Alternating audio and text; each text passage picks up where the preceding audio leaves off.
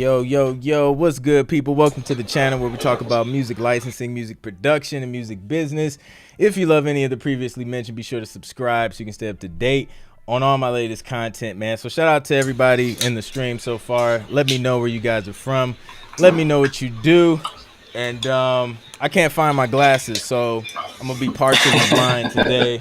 I don't know where they went, man. Like, I had them this morning, and then I made some runs, and then... How many fingers I got up? How many fingers I got up? I see 7. Nah. So, I can... Like, I'm not 100% blind. Like, I can see. I'm nearsighted, so if it's anything far, then it gets real blurry. And, yeah, man. So, yo, for the people joining, man, I got my guy Deraj on here with me today. He's a hip-hop artist, super dope one at that, who has found, you know, a lot of dope success in the TV and film space. So I had him on here, man, so he can kind of bring that perspective and help, you know, other artists who are trying to break into the TV, film, sync space, you know, help with that information as well. So, Deraj, what's good, bro? Man, I feel like I done made it. We on the ClintMusic podcast. What's up, man? You know what time it is. You know the vibes. We up. Indeed, man. Indeed. Hey, man, I appreciate you coming through. Nah, bro, it's always an honor, man. You know, we've, got to know each other. I feel like it's probably only been like a year and some change or something like that, maybe. Yeah. That we've kind of got to know each other. But I feel like in a short amount of time, we've been able to, I don't know, just, connect in a meaningful way. And I've, been a fan of what you do. And, you've supported what we've had going on over at Clubhouse. And, appreciate your journey and what you're doing for the producer community and all that. So, yeah, let me get myself straight. Sorry. There we go. Light switching. Yeah, dude. Clubhouse, man. That's where we kind of linked up. And man, the Control Camp Clubhouse has been like one of the best rooms that I've been in Clubhouse, especially in regards to music licensing. Just the way you guys organize things, the people you bring in, the insight that everybody on the panel brings, man. It's just been a really dope community that you guys built over there. So super dope stuff. Indeed. Thanks, man. Yeah. What I was gonna say is I think it's literally been like 1 year since Control Camp started. So I think like almost to the day. Like I just got a text from Eric like not too long ago. It's like, yo, it's been a year. Like to the day. It's crazy.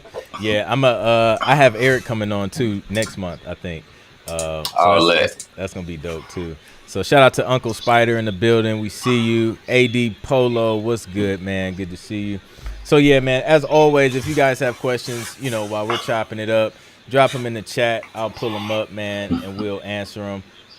So Deraj, man, like tell me, I guess, how you got started, man, just in the music business and industry and things like that. Like, what was kind of your introduction, to becoming or wanting to become an artist? Yeah, so I guess it's kind of two parts of the story. As far as my professional career, that kind of happened by accident. But I've always been, in the creative arts in one way or the other, like beyond just the music side. I have a design and visual arts kind of background, to my story. But specifically just with music, I mean, like, I wrote my first rap when I was like 9 or something like that. So it's always kind of been, in me. And it was really because of my oldest brother. During that time, he was in a big rap group. This is back when I lived in PG County, Maryland. They had a group. It was just like a little brother wanted to be like big brother kind of thing.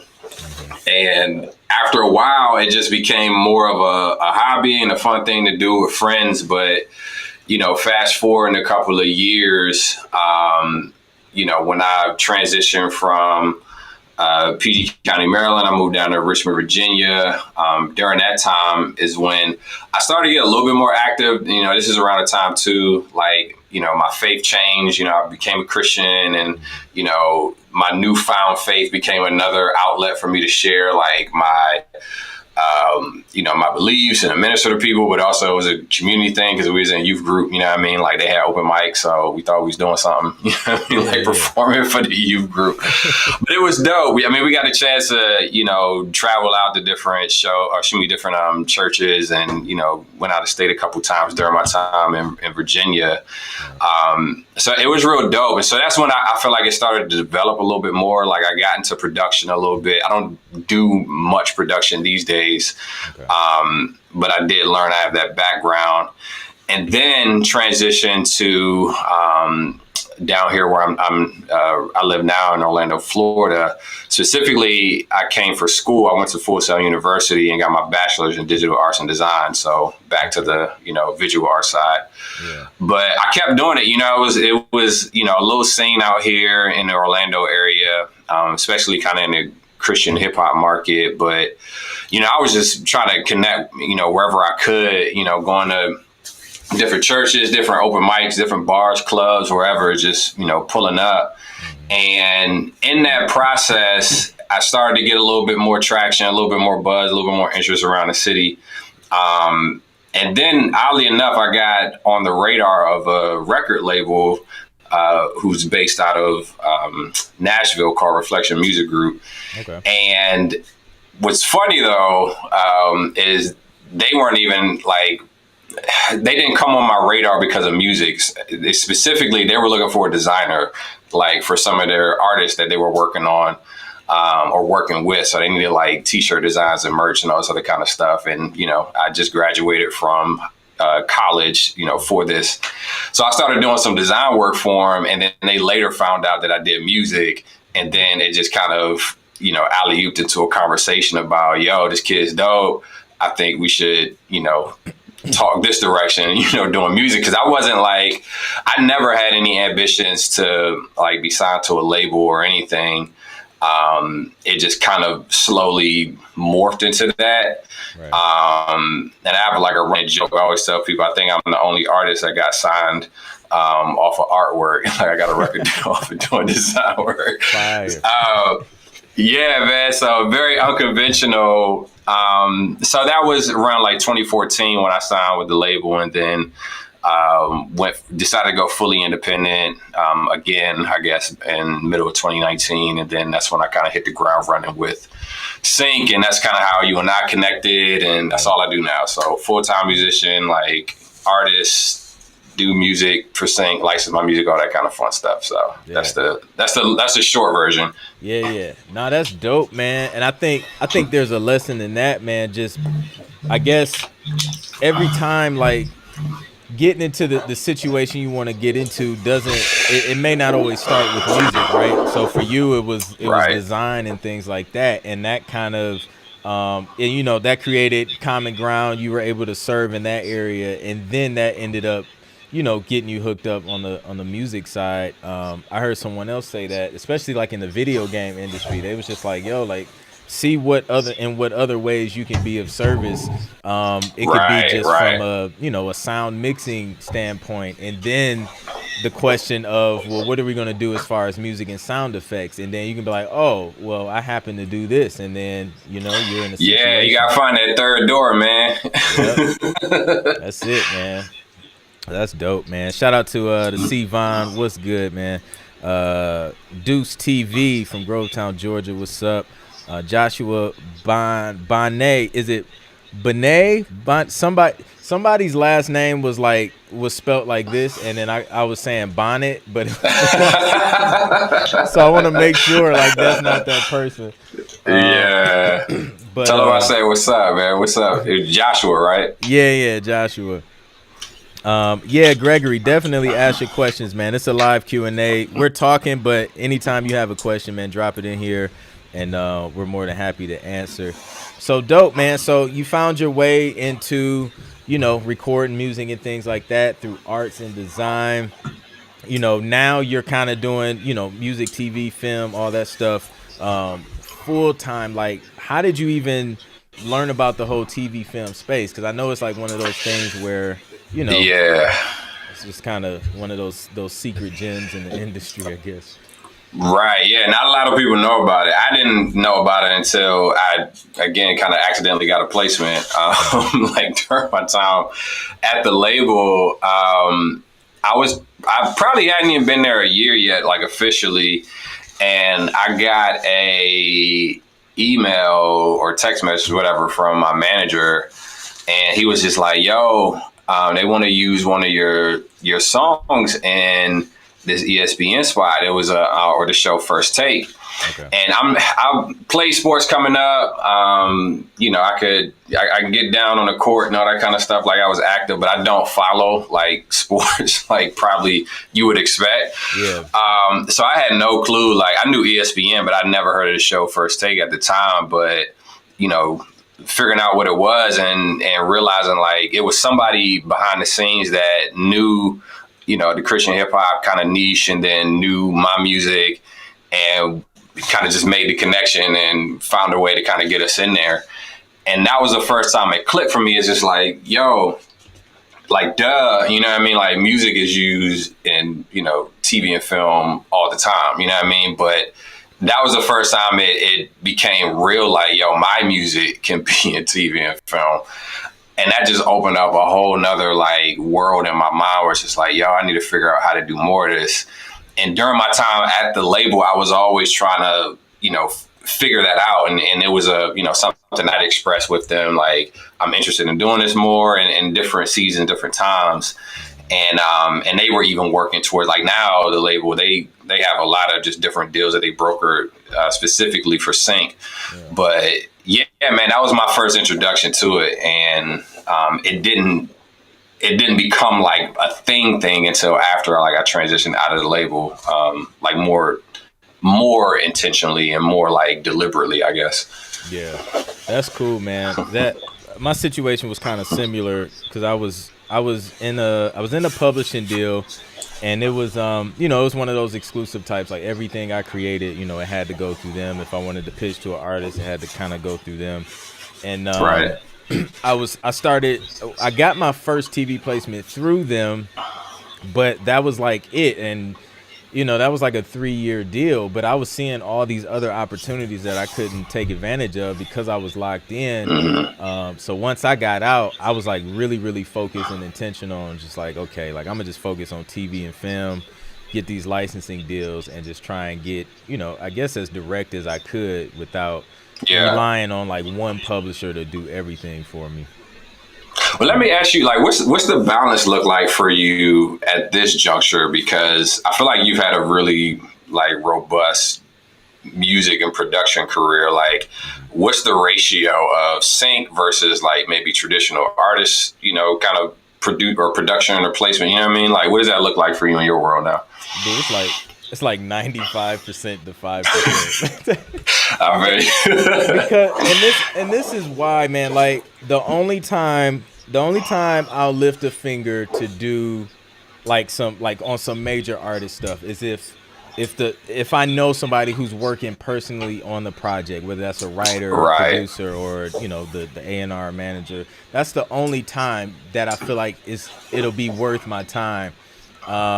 Because over the years, man, like I wasted so much time, playing the whole placement game and sending this. So this is what they want. And then they change it, and then and then the getting caught up in the battles between the labels and the artists and things like that, and them wanting two different things, and then losing the placement because of those. Right. You know what I mean? So I was just like, man, every time I sit down to create something for TV and film, I feel like the chances of it getting used are way higher than me sitting down knocking out a bunch of records for artists and then, hoping they pick them up after narrowing down all the records they do, I hear that. Well, first of all, I just realized I could see the chat here. Like, I didn't realize I could see. I was just like, what's this little button? It flew out, and I see all these like comments and questions. What's up? Yeah, I see Isaiah Hill in there. What's up, Isaiah? No, but I think that's crazy, bro. Like, I hear that story a lot because I had another producer who I know, and he had worked for like, done stuff for like Ariana Grande, you know what I mean? Like just big name artists. And it is one of those things where I feel like if you in the right circles and you got the goods and it just happens to hit and, you know, you're in that network, then it's like really rewarding. Yeah. But it seems like it's tough to kind of like run the network of doing it. See, I've never, and this is kind of me speaking from just the experiences of just talking with other people, because I've never actually gone the side of, you know, songwriting behind the scenes for bigger artists or trying to, you know, do placements, but I've kind of heard the stories and know a little bit about how it works. And it seems like it seems like it's even more of a lottery than what sync can be at times, because sync is a lottery, depending on how you know, work it. But at the same time, there's just like that possibility of like, all right, you know, it may or may not work for the spot. I may or may not get it, but the odds seem to be stronger with sync than it does with, you know, more traditional, you know, major label artist placements. Yep. Yeah, man, absolutely. And it's, you know, and then sometimes depending on how far that record went, you know, if it goes as far as being in the hands of the label, then the label's just sitting on the record, and you can't really do anything with it until they decide, you know, they want to. So, whereas if you're just doing your thing independent, you know, you have a say in, like, you know, well, if this indie artist didn't use it, well, we can take it, we can pitch it to TV and film, and then we all kind of grow our brands from that, you know. So, it's just been, I don't know, man. It's been a better experience, in my opinion, you know, just kind of staying on this side. I would have to agree. Like, I feel like it's like a cheat code in a sense. Like, it's just, well, I say it's a cheat code, yes, but also too, I just think it just provides so much more empowerment for an independent artist, because you can more exponentially, I feel like, control, like, or just have a say so in your success and maneuver how you need to be, and have that autonomy to kind of say, like, you know what, I'm going to choose where my music goes, but also I still have the opportunity to make a big impact with my music. You know what I mean? Like, it seems like either it's the only perception of making it seems to be like the Cardi B's or the Kanye's or whatever, like going, like aiming like super high like that. Yeah. But on the other side with sync, there's these big brands that you can work with, you know, who will pay you, you know what I mean, to use your music in their, you know, in their campaigns. And you have the permission to kind of yes or no and maneuver how you need to. And you know, without even, you know, your music being locked up, you know what I mean? Yeah. Like, so it's, I don't know, it's a beautiful dynamic. I'm a big advocate, just feel like every independent artist needs to know about this side of the industry and work it into their like business plan, because like it doesn't take much to weave it in, you know what I mean? Like, it can be very supplemental to what you already have going on. And it's just, you know, it's just extra, like everything, like it's extra money, it's extra exposure, like it's extra fans, it's extra like streams, you know what I mean? Like all of the above. So yeah, that's fire, man. Isaiah Hill said, how long did it take you to make a full-time income making TV, film, music? Ooh, that's a good question. I know, man. It's different for everybody, man. Like, and I always tell people, I don't know, man. Results may vary. Yeah, because you can't, like, I can't say it's gonna take you 7 years and then you're good. And then honestly, man, like if I started counting from when I maybe started my production business in 2009, it's 2021, almost 2022. But I'm not even counting the years that I've been working on being a better producer. Like I started producing when I was like 15, and I'm like 34 now, 33, one of those. But you know, it just takes time, man. And I feel like if you limit yourself and be like, okay, I'm gonna give myself 5 years to be making full-time money with my business, you know, you can limit yourself, because if you stop after those 5 years, it may have been the 6th year that things pop off, and then you're like, boom, I'm able to walk off my job and keep things, you know, make things full time with music. But yeah, man, it depends. For me personally, like I said, I started producing at 15. I started my music production business in 2009. I did the full-time gigging musician thing for a couple years. got back into the corporate world, and then it took me maybe another 7 years before I was full time again. So that's just, I guess, to give you an idea of me personally. What about you, man?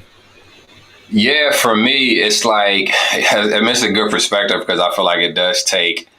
It's like the summation of my life got me to, as far as like to get me to get good.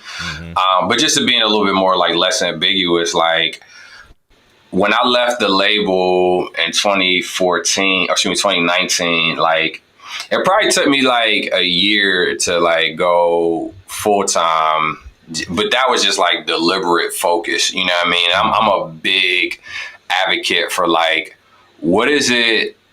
Like what are your goals specifically? Like writing down your goals and figuring out, and like putting a number to it, putting a name to it, putting a time to it. Yep. I do think there's like, for me, I found that was super helpful because like, if not, it makes it less real. You know what I mean? Like it just makes it too wide, too open. If I'm just like, oh, I want to go full time, it's like, all right, well, when you going for? Like, how much you need to go full time? You know, it's like, what is all that? Because then your mind starts like making the connections it needs to make to say like, oh, all right, if I break it up quarterly, this is how much I need more. If I break it up monthly, this is what it looks like. Then it's just like, then it goes to like, all right, so what are the things that'll get me that level of income on that recurring basis, what I'm looking at. And even if I don't get it, I think just putting a name to it and having some kind of plan gets you a lot closer than not. And so for me, and also too, like being really intentional to say like, if this is what I'm after, what do I need to give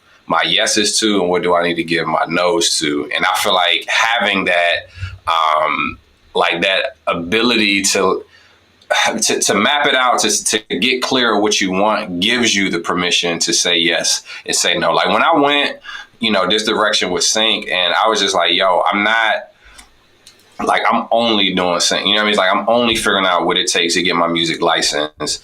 I'm not doing tours. I'm not, doing shows. I'm not selling merch. I'm not doing features. I'm not doing like, all this, even some of the design stuff. I was like, I'm not doing design, you know what I mean? Like, cause at the time I was still working full time. So I wasn't taking on like side stuff, whatever.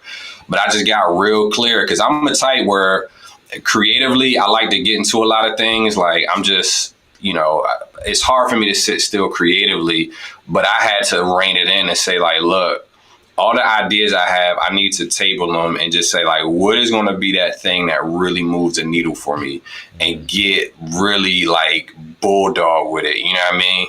Yeah. And everything has to revolve around that. And that's where I saw like that type of like exponential success I was looking for. Yeah, nah, that's fire, bro. And that's what it takes, man. Like taking that big goal and breaking it down into micro goals and measurable goals. That's super dope. So I want to ask, I don't know who's listening. Like, I'm just curious in the comments, like how many of y'all like actually have your goals written down for your music career? I want to poll the audience and see what we get. But anyway, go ahead. Kevin Guitar says, what would be the best way to get in the sync? So I guess for artists, I guess what have you found, Deraj, personally, like the best way to kind of get started? Best way to get started is subscribing to ClintMusic and just consuming all of his content. For one, no, but I do think like, and this is like the route that I took. Like once I've understood what it was, or just got a taste of what it was, I just did a deep dive to understand what the industry was and how it worked. Who were the key players, like what type of music was being used. And then also, I got training on how to like do this as well. Like I just invested in teaching and mentors and all this other kind of stuff to help teach me the ropes. Yeah. You know what I mean? And then I think it's just kind of following I'm always telling people like follow the breadcrumbs and ask the next best question. Like if you just still feel like you have questions and you're just not satisfied and you don't have you can't explain it back to somebody, whatever it is you're trying to go after, then just ask more questions and figure out who is that person that may have the, the answer to the question, and it gets you closer just in a very simple way. Yeah. But so I would say that, and then also collaborating with other people who are in the space, what I mean? Like if somebody is, you see them getting placements and there might be some mutual or some overlap as far as stylistically what you all do or whatever, there might be an opportunity for you to, work with them for and with, for and to sync licensing, whatever. So that's what I would say though. Yeah, that's dope, man. That's dope. So once you finished up, the run with the record label, like what was like your first step being focused in sync? Like was it through the collaborations, or did you go the library route, or were there just strategic partnerships you kind of made to kind of get back into it? It was kind of all of the above, like, because I'm very I like options and I like to diversify, and so I wanted to know how to go direct. You know what I mean? I wanted to know what type of partnerships I could do with people who already had the partnerships that I was looking for, or the relationships with the people who needed the music. And also, navigating the different deal types. Like, I have some with, exclusive situations, some non-exclusive stuff, some micro sync stuff, some library stuff, some agency stuff. So I kind of did it all early on, and then found out who I felt like were the biggest advocates, or just, where I found the best working relationship with whoever I was partnering with, and found my own groove even going direct. But that's how I started out, and then I just kind of refined it. And I'm still like, I feel like it's an ongoing refinement, like just to get good in this space and figure out like, how do I want to position the business now? Yeah, dude, that's good. It's kind of the same for me. I feel like a lot of people, they wanna like figure it all out and like have this straight path to sync success, and it doesn't exist. You know what I mean? Like you have to try different things, because it like different things work for different people at different times. So if you try a few different lanes and then you see which ones are working, then you do more of the ones that are working and just kind of build off of that. I definitely agree. And I feel like you never know. I think it's great just to be open when you're first going into it, because you just like learn as much as you can, be a sponge, like work with a lot of people. And you'll start to kind of see like what you're most resonating with. Because I agree.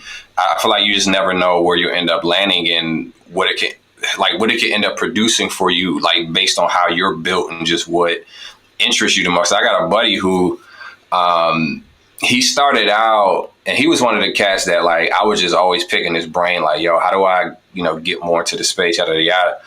And he ended up, licensing music as an indie,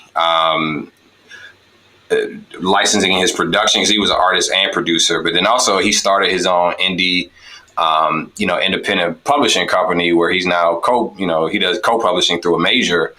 But he needed to kind of like go through that process and know that, oh, I like the space of sync, but within sync, I need to have, I need to do production library music. You know what I mean? Like that's the route that he built a company around. Now he's also kind of doing some other stuff within it. So you just never know, like, somebody like, Tamara Bubble, you know what I mean? On the other side where, she does a lot of, sync, hip hop, like female empowerment type stuff, whatever. But also she started her own, licensing agency, after licensing her own music, because she was, she just had to hustle in it. And also she's like a front end, artist, and, she'll perform every now and then and stuff like that. So you can kind of find your lane within this space, which I think is really dope. Yeah, that's fire, man. Mikey says, definitely learn that it's important to write down your goals and move with a purpose. Indeed. Yeah, we got a few people writing down the goals. I see 5 or 6 people. It's like 20 people in here though. We need to see more people writing down those goals, man. It makes a difference, man. Like I'm telling you, like if you keep track of stuff, like keep track of what you're making income wise with your music business. Yeah. Come up with your, your end number, and then break it down, divided by 12 months, divided by 4 weeks, divided by 7 days. So you know what I'm saying? Like whatever you got to do, so you'll know if you're on track. Because if you don't have anything, like you don't know what you're working towards, you don't know where you're going. So that's good. Good stuff. Tracy Brown, what's good? I have my music goals on my vision board, pics of Grammys, memes, motivational quotes, pics of $1 million checks. Heck yeah. 10 placements. We on that. Yes, we sir. on that time. Let's get it. Creative was good. So tell the people about how Sync has benefited you as an artist, from streams to followers to like, how did you take, those early placements and like really use them to your advantage, or how have they helped your career as an artist? Yeah, man. They've done a lot. I mean, I can say confidently, like, this is probably the best place that I've ever been, like, in my life and even in my music career. And like what Sync has kind of allowed me to do, like, it's just, again, able to, leave my job and, making way more than what I was there, and giving me the freedom to be able to kind of create the business that I want, and even the music that I want, bring in the team, kind of dynamic as well. Yeah. So it's been dope just on a personal level, for me and my family. But then on the other side, just as an artist, I mean, it's helped raise, I think, the value of, my artist brand, Deraj, and even some of the other brands that I have.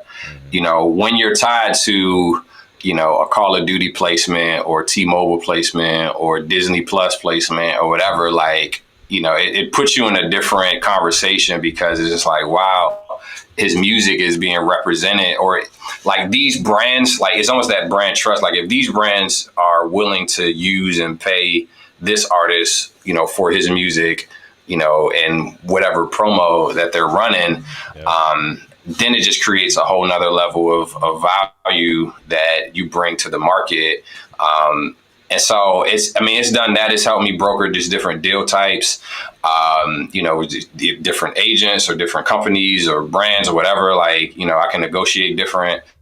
I'm not, I don't have to do any deals. I don't want to. Like I get the power of a no, like if I really want, which I think people take for. It's different, man, when like, you paycheck to paycheck and you just like, man, I got to say yes to everything. You know what I mean? To when it's like, you living comfortable now. It's just like, what, Amari, I don't have to, give up my music in this capacity or do this show that I'm really not excited to do, or try to now figure out how to build a merch line that generates a passive, it's like, I don't have to do any of that stuff.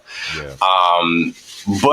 But at the same time, it gives me the power to do all that stuff when I'm ready. You know what I mean? Like if I want to go out and do shows and tour and all that kind of stuff, if I want to go do merch or,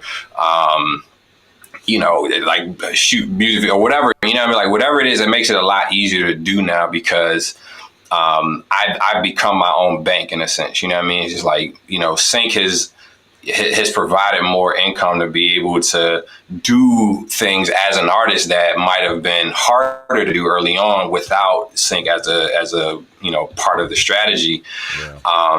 Because it's just tough nowadays for musicians to monetize, unless you're, selling merch, doing shows, or, getting a little bit that you can get off of like Spotify for your streams and stuff. Right. Maybe some brand partnerships, but you even have to have a certain level of like, brand equity to broker deals that feel competitive or worth it. Mm-hmm. So it's just tough. It's tougher. It's not impossible, because obviously there's artists out here doing it full time. Right. I got a homie, who's killing it. He's, started his own label, and, Sync isn't like a big part of what he does, or even I think a part of what he does, but he's he's doing it. So I don't want to discourage the traditional artist route. Yeah. There's value in it, but also know it's just like it's tough. It's getting tougher, and that's why I say like Sync. I feel like Sync is probably one of the last few like vehicles that an independent artist has to really make like a big impact, like with their music, and sustain themselves financially off of it and build some kind of career. Right. I don't know any other part of the industry that's doing it, unless you just strike gold with like, like a big artist that's just like, like, I don't know, like you kind of got them in your back pocket kind of thing, but it still seems like there's it's an uphill battle. Yeah. Nah, I agree. It's definitely a great opportunity. Joshua asked, he said, forgive me if you answered this already, but what was your very first placement? Oh, yeah. You never forget your first placement. It was with ESPN First Take. That's what's up, man. Yeah. I think there's still, actually, if you go search on Google Deraj ESPN First Take, there's like a Rapzilla article or something like that. You can see it or whatever on there. Nice. Shout out to sports, man. That was my first placement. It was it was Fox Sports Thursday Night Football, doing some highlights and stuff. So dope stuff. Hold on. I got a question for you, Clint. Yeah. What was your favorite placement? Favorite? Yeah, I know it's probably a hard one, but like, what's the gut? Like, what's the first? There was one that came to mind. What was the first one that came to mind? Man, I think my favorite was probably, I think Born This Way, man. It was a series of placements. So I worked on like 3 seasons of the show. So I get, and it's not like one. I'll say that was like my favorite opportunity. I got you. Because the show was amazing, super inspirational. It was pretty much a group of people. They had Down syndrome, and they didn't let that stop them, bro. Like, it was no excuses, bro. Like, they were going after their dreams. They were living their lives. They were experiencing love. Like, it was no stopping them. And it was a super inspirational show. And I was able to make some really dope music for it, capture some dope vibes and work closely with, the main composer of that show. So that was a really, really dope and eye-opening experience for me. So that would probably be that'd probably be my favorite, man. I love it, man. Yeah. I think mine is probably, so I got a placement on the Cruella trailer, one of the Cruella trailers that they did. That one was special. That one was special for me because again, going back to goal writing, like I just had a bucket list to kind of get, which I kind of hit, but not in the way I still really want to, but I still kind of give it a little bit of like, I kind of hit my goal, but like getting a major like motion picture, like trailer, I want to get an official trailer, I think they just dropped the Spider-Man joint or whatever. Yeah. Like one of the official joints is kind of what I'm still aiming for, but that one was really special because it's, it's freaking Cruella, it's Disney, you know what I mean? Like it was a big one. That's huge, man. Congrats on that too. Thanks, man. Yeah, man. Nah, dude. So I've been hanging out with my kid past couple days, and he been watching the Chipmunks, and I was like, you know what, man? I'm adding that to my bucket list. Like, I need to do a record for the Chipmunks, and I'm good. Yeah, man. I think Steph might have did one for the Chipmunks. Really? Or was it Steph, or was it I can't remember. It might have been Steph. But anyway, go ahead. Sorry, digressing. Nah, it's all good, man. Nah, I was going to ask you, because we were talking about sync and, how it's a dope stream of income for artists. And it reminded me of 2020, right? So I have like a lot of friends who are artists, musicians. A lot of their income was based off live shows. And in 2020, COVID hit, that joint stopped. So like, how did that affect you as an artist, or did it affect you at all since you were kind of working in sync, or did you see like a slowdown in work on the sync side versus the live side? Like, how did that affect you as an artist? What's funny is I kind of started in 2020, oddly enough. So 2020 was kind of my baseline, if you will. Okay. So that became my point of reference in a sense, because I made the leap like late or like middle of 2019, and I was just learning, all up until the end of 2019 and going into 2020. And the thing about it though, me transitioning it was very timely because I had no idea a pandemic was coming, before I left my job. I mean, not before I left the label, but even still, like, it got to a place with when I was at the label, a lot, like, for one, my income wasn't dependent on, you know, on my music, you know what I mean? Like during my time with the label, like it was always just like an addition because I was still working full time. You know, I still had a full time job. I just had the, you know, I was fortunate enough to have a job that allowed me to go tour and do all this other kind of stuff. You know, when I needed, it was like, if you got a job like that, like, you know, keep it as long as you can until you figure out a way to get out of it. Exactly. But yeah, so it was, you know, it was never a thing. And also my shows were kind of declining as well. You know, I was noticing. So it wasn't a big deal, you know what I mean, for me when 2020 hit and, you know, everything closed up because, you know, I already had figured out how to do studio sessions and all this other kind of stuff before the pandemic happened because I was getting ready for sync. I was just like, I need to figure out how to make high quality tracks quickly from a distance, you know what I mean? With producers from wherever, which served me really well because I work with producers from like the Netherlands, like whole other countries like Ohio, LA, you know what I mean? Like, but we could still kick out high quality stuff because technology. And so that was the thing for me. Like it didn't affect me in that way because I, you know, wasn't my goal. Like I mentioned earlier, like my goals weren't touring. My goals weren't the traditional artist track. So it's just good timing, I guess, in God. Man, absolutely, 100%.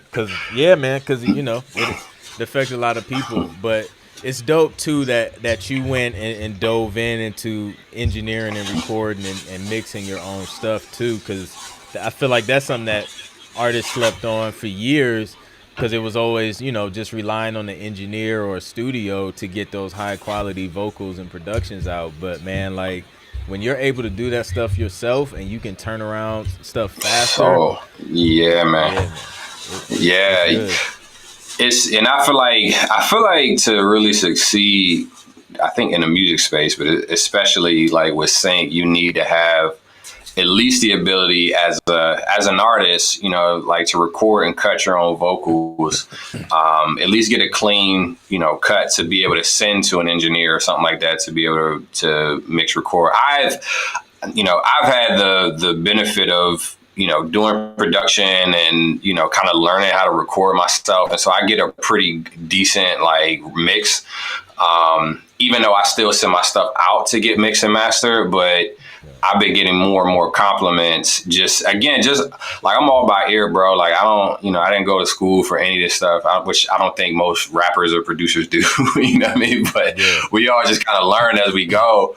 But you know, just over time, just refining, you know, playing with stuff, you know, plugins and all this other, asking questions. Like I've, you know, got a decent mix. So much so now when people are mixing, like sometimes they'll just ask for me to print, you know, my mix on the stems, you know what I mean? And they'll tweak it a little bit, but they like where it sits. But I highly encourage you to like at least have your own setup to record your own vocals, to be able to send out, you know, stems to somebody who can mix them well. Because if you're relying on studio time and all this other kind of stuff, like it's gonna be really tough to like, you know, succeed in sync in a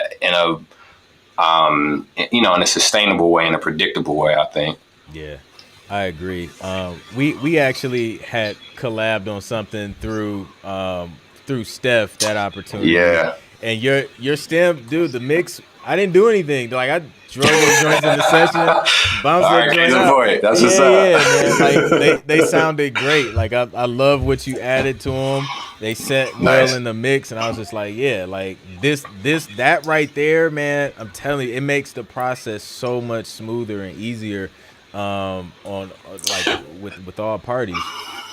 That's a good point too. Like figuring out how to make it, like I think anybody and just in business, but especially in sync, like what can I do to make everybody's job easier? Like all the people that are involved, from like, you know, if I'm sending stems to a producer, like what can I do to make this really helpful for the producer? Like if I'm sending music over to an agent or a supervisor, or whatever, what can I do to make this as easy of a process for them?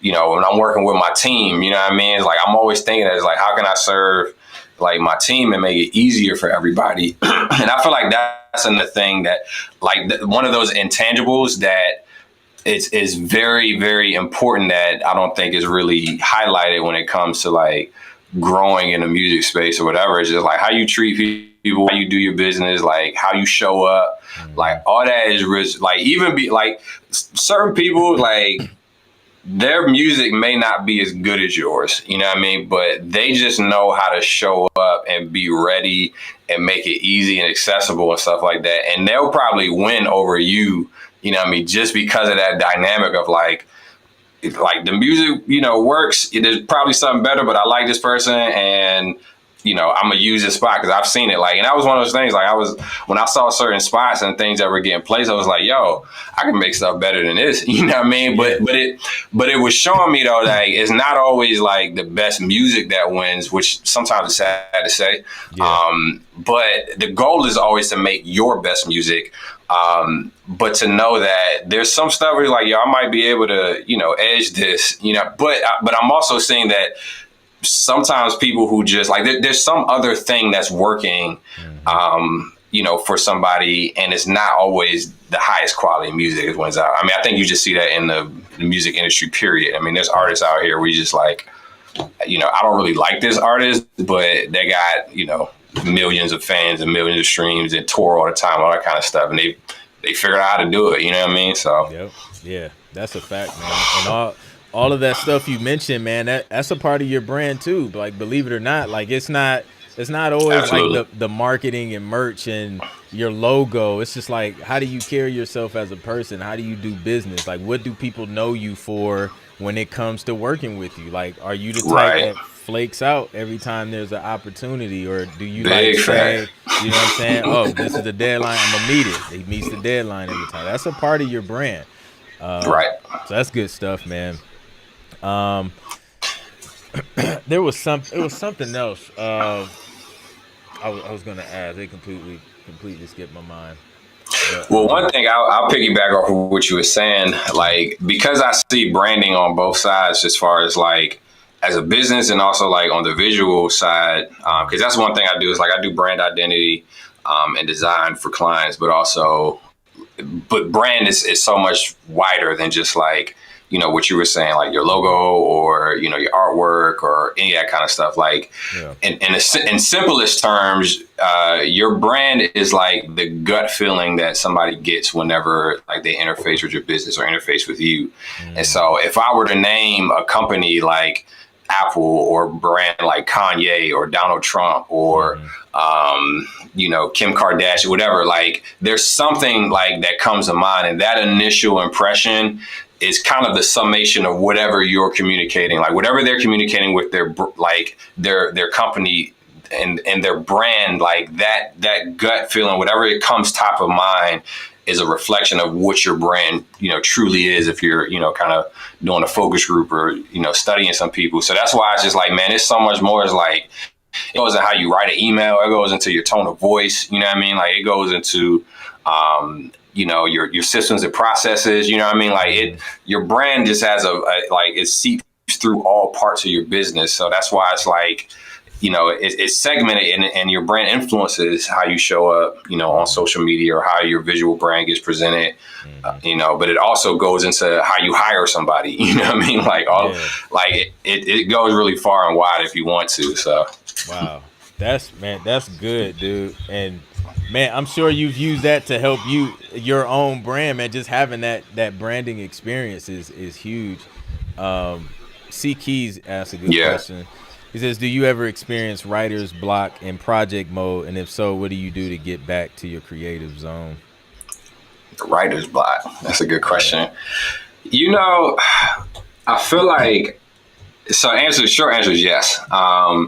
But I feel like I've experienced it less and less as I've grown kind of as an artist and even in this space. And it's probably because like nowadays writing for me is like, it's like exercise, you know what I mean? Like I'm just strengthening a muscle. And then after a while, it becomes a lot easier to kind of show up in the capacity you need to because you put the work in. And you just have like different hacks and stuff like that to, you know, just show up when it's game time. Yeah. So, but I mean, there's times when it's just like usually I'll find myself having writer's block when I'm just like being overly critical about myself or something like that, or just like overthinking it. Yeah.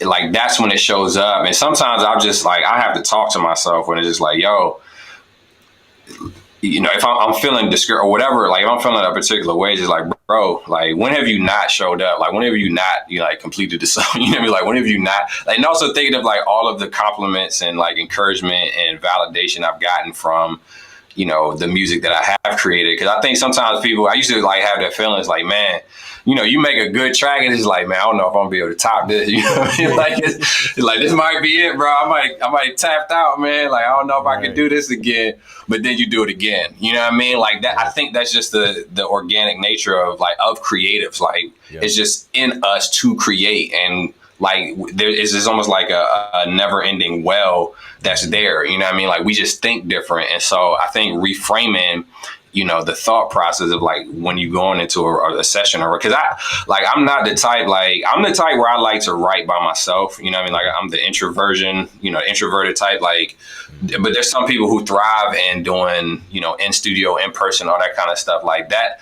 I can do it, you know what I mean? I can show up in it, but that's not my preferred method. Yeah. But I've had to train myself to show up. Like it was literally where I was out in Nashville, and there was a session I was doing with this producer. We were working on like this trailer track. And we never worked before. Like we had never even met in person before, but we're in there and I'm just like, he's presenting tracks and I'm just like, I kind of like some, I kind of don't like others or whatever, but I'm trying to like even communicate, what I want. And then I'm like, just in my head, and I just like, you know what, let me just stand up. And I was like, yo, play that track again. And I just started scatting. I just had to get out of my head because it was just like, yo, you're a good artist. You can write dope songs. You know what I mean? Like, stop tripping. So that's one thing.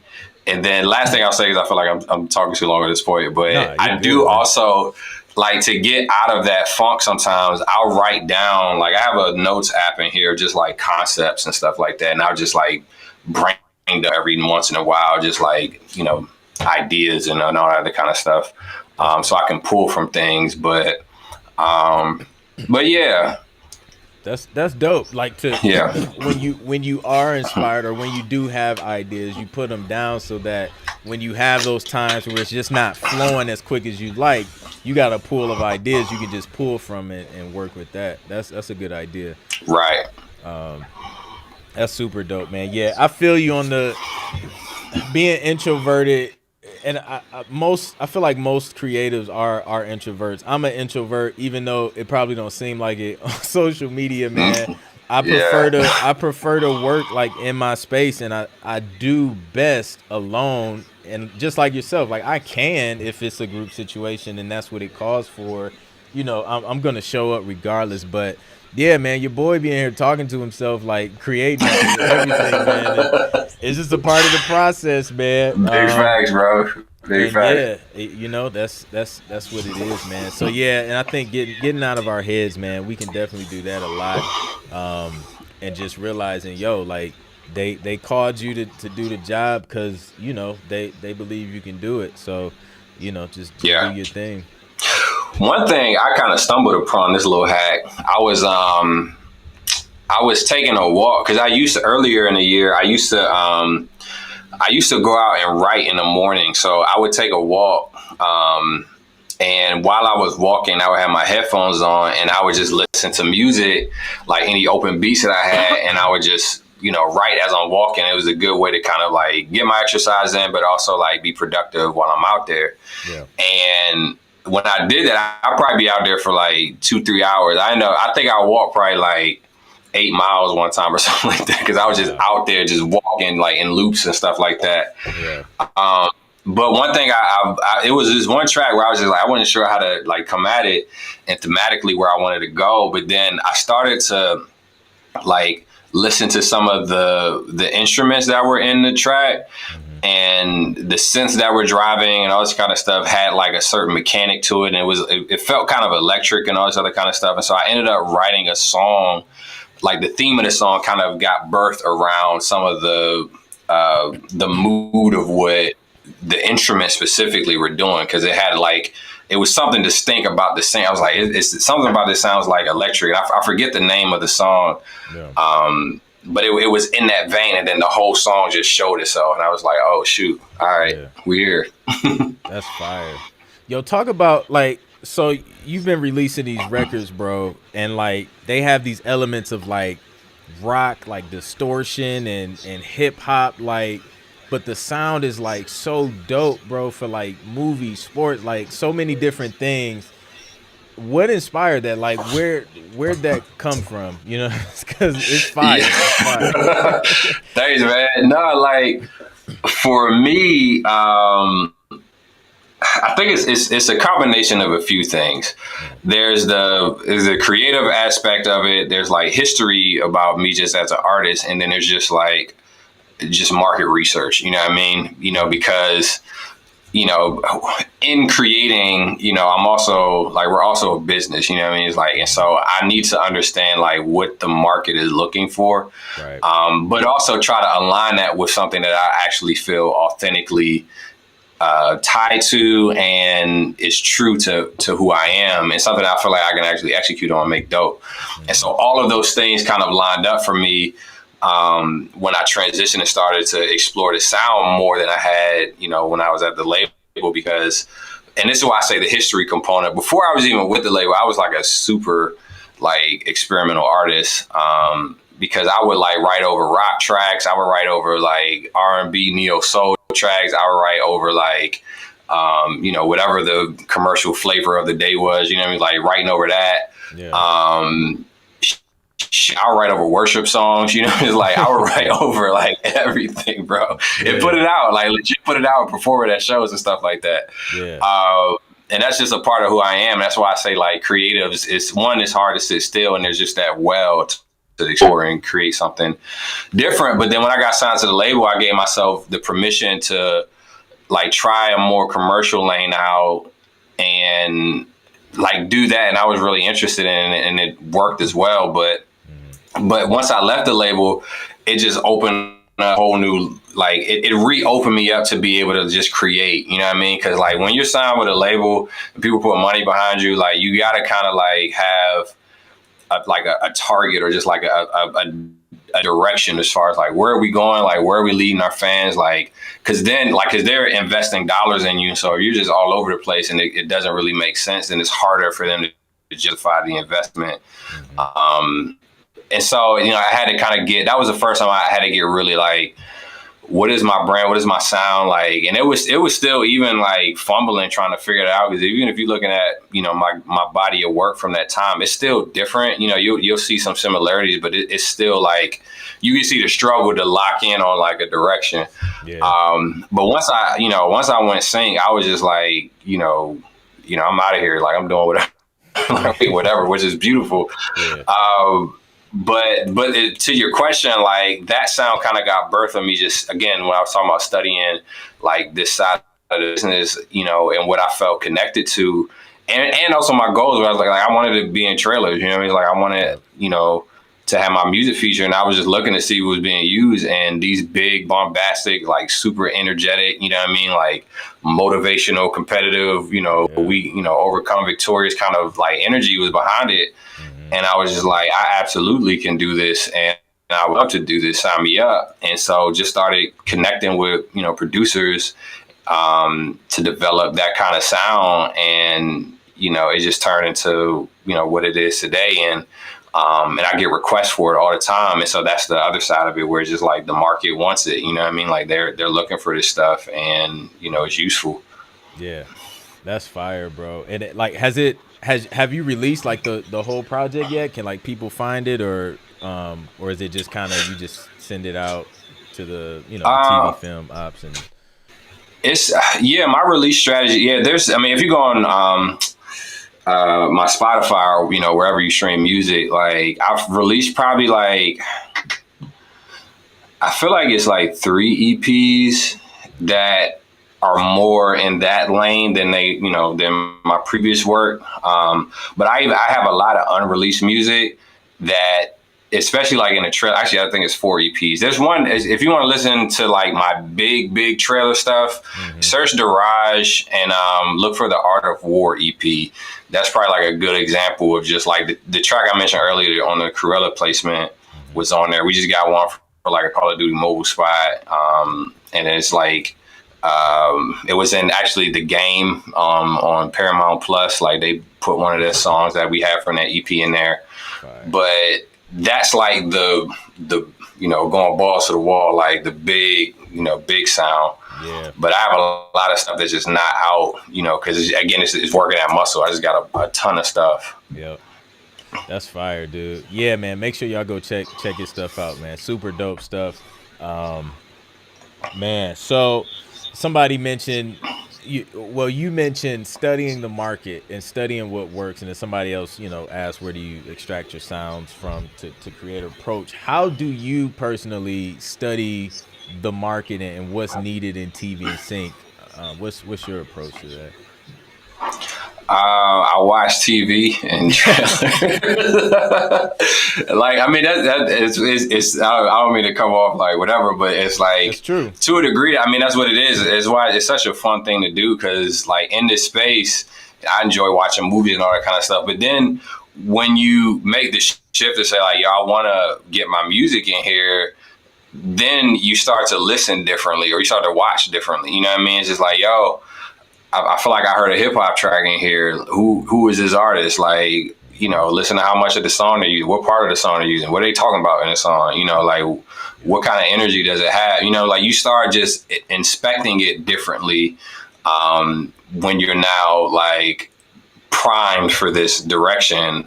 I always use an example, and it's probably overused or whatever, but it's like when you get a new car, you know what I mean? Like, that car has been everywhere, you know what I mean? Like, it's always been there. But as soon as you own it, as soon as you get it, you seen that mug, like, everywhere you go. And it's one of them things, too, like, it's like your brain is actually doing something. Like, your brain does a really good job of filtering out the information that you've deemed as important.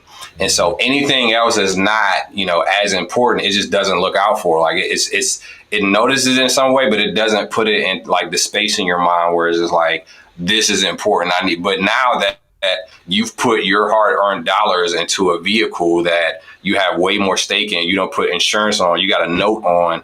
Now this vehicle is important to you, and so your brain recognizes that. Now you're seeing it everywhere where you didn't.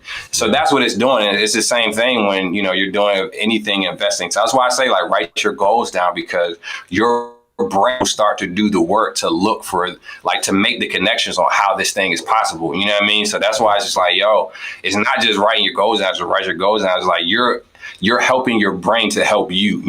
You're showing and telling your brain what's important, versus just like, oh yeah, I get to it. Like when you get specific, like that's what I say, like that car is very specific.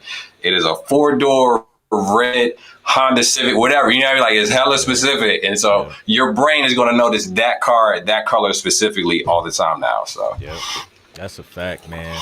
Man, dude, you dropped a lot of bars, man. Y'all gonna have to go rewatch this a few times. But listen, man, I don't want to hold you. We've been here for about an hour. I know you're busy, and I'm sure you got some more dope, big, epic sync records to work on, man. But I appreciate you coming through, man, and just hanging out with us. Nah, man, it's love. And yeah, man, just sharing your journey. Wishing you much success. And yeah, man, thanks again. Where can people find you, follow you, learn more about you? Let them know, man. Absolutely. I think the tag's in here, but, at Just Deraj on everything. My website is justderaj.com. I'm most active on Instagram, so that's probably the best place to, connect with me and hit me up or whatever. Yeah, man, we're just working on some really cool stuff. Like 2022, I'm really, really excited for it. But stay tapped in. I got I'm, developing more things to help other artists who are looking to, get their music in TV and film. But yeah, I'm just excited to be here, man. Clint, like you're doing something really, really important for the indie community, the indie producer community, indie artist community. And this is this type stuff that I feel like is not as accessible as you would hope it to be. Yeah. So, everybody stay tapped into, what's going on here, because this stuff will change your music career, y'all. Like, 100. Indeed, man. Indeed. Well, dope, man. For everybody that tuned in, thank you guys for watching, tuning in. Be sure to like, share, and subscribe so you can stay up to date on more Q&As and more content that I'll be dropping. And yeah, man, I appreciate y'all rocking with us. And until next time, peace.